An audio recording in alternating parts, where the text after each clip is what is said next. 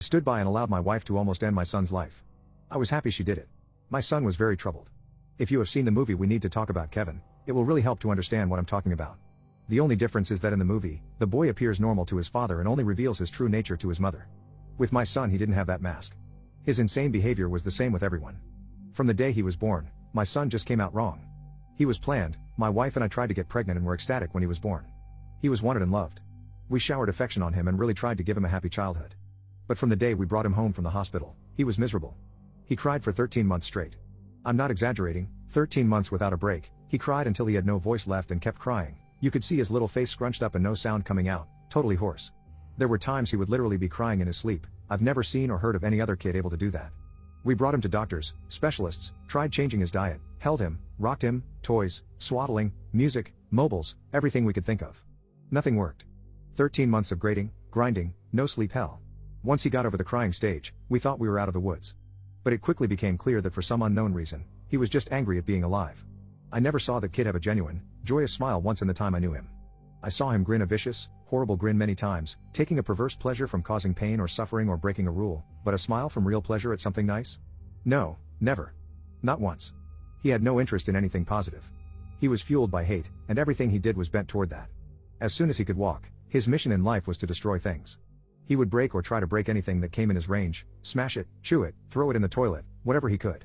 After a while he figured out how to get his diaper off and took great pleasure in pooping and pissing anywhere he could. After a while he figured out he could hide it, grinding it into carpets, making it even more of a problem to clean and making the house stink. When he got older, ages 9 to 15, he would piss and poop in our bed, until we got a lock on our door and he wasn't able to get in anymore. Then he'd just take a dump in the hallway in front of our room. He never grew out of it. As he grew older, he became more and more unmanageable. We had to install a door and lock on the kitchen because he would steal knives and use them to gouge the walls and furniture or chase people with them.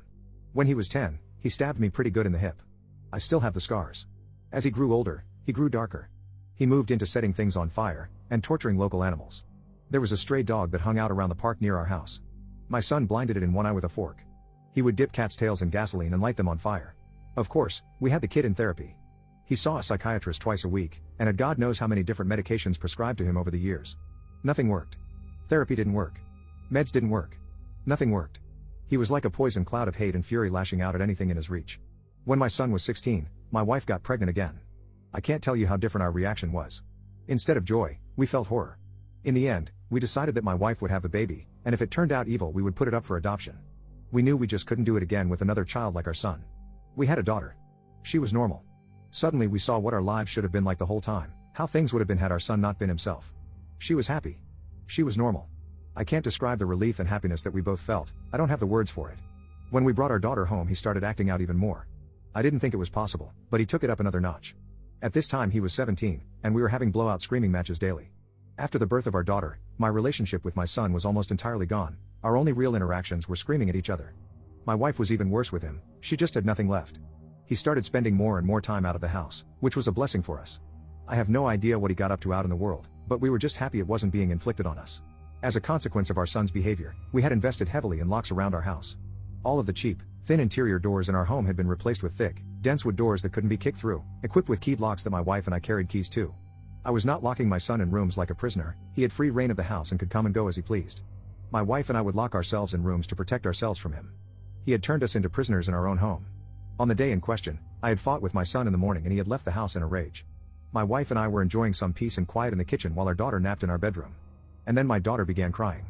Any parent who has young children can tell you, you get used to your child's cries and you can tell after a while what they need. They cry differently if they are hungry, or need changing, or are just restless and want to be held. This cry was none of those things. This cry was terror. The second we heard it my wife and I were both up out of our chairs and running to the room. The door was locked of course, and it took a few seconds to get the right key and get it open. My son was in the room. We lived in a bungalow, and he had climbed in the window to get to her. He was standing over her crib with a steak knife in his hand. I have no idea where he got it, it wasn't one of ours. We controlled our knives very carefully and always kept them in locked drawers. I think he may have stolen it from one of our neighbors' houses. He had broken her skin twice already, once in the belly area and once on her arm. I could see blood running down. When I entered the room he was dragging the back of the knife down her face, not cutting, almost tickling her with it, teasing her while she screamed. He looked up at us and smiled. Before I knew what I was doing, I was already moving, running to put myself between them. I didn't think about it, I just moved instinctively. Even with that, My wife got there faster. It was like a movie on fast forward. She got to our son and bashed his hand away, knocking the knife across the room and then shoved him with her whole body weight, so hard that he flew away from the crib and bounced off the wall.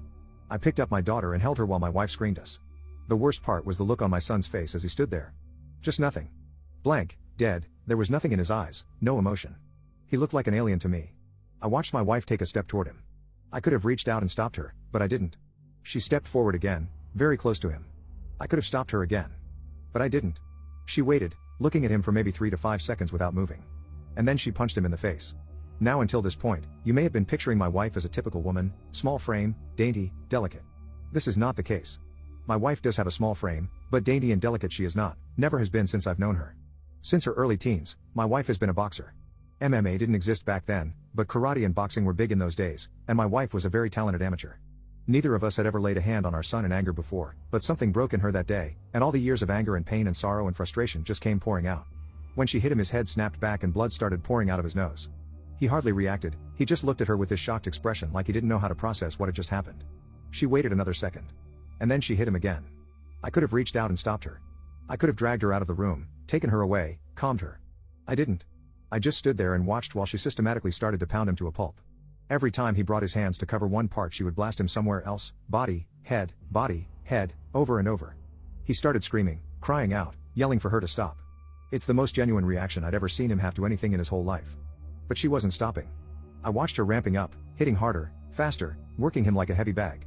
He tried to swing at her and she slipped him easily. She was on autopilot, sinking down into her training. I stood there watching for a minute. Then I turned my back on them and took my daughter out of the room. I brought my daughter to the kitchen and gave her a bath in the sink. I found that he had cut her a third time on the sole of her foot.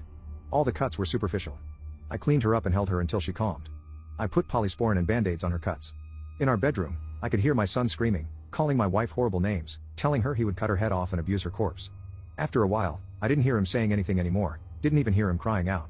I assumed that he must have been knocked out. But I could still hear her beating him. That went on for a long time. Long enough for my daughter to drift off to sleep in my arms. Finally she came out and sat down across from me. Her hands were swollen and red. Her face and arms were splattered with blood. Her chest was heaving. We just stared at each other without saying anything. After a while I asked her, "Is he dead?" She looked back at me and answered, "I hope so." I nodded. I understood how she felt perfectly. I felt the same. I didn't know what to do, so we just sat there waiting silently. Eventually my wife started crying and went to take a shower. I just stayed where I was holding our daughter.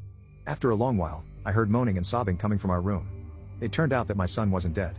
I went in to see how bad it was, and it was pretty bad. I've never seen a more merciless beating laid onto anyone, before or since. He was lying on the floor, rolling around with blood leaking out of his face, lying in a pool of vomit. His nose was squashed flat out across his face, both of his eyes were completely swollen shut and starting to blacken already. I could see that a couple of his fingers were bent out at weird angles and he had pissed his pants.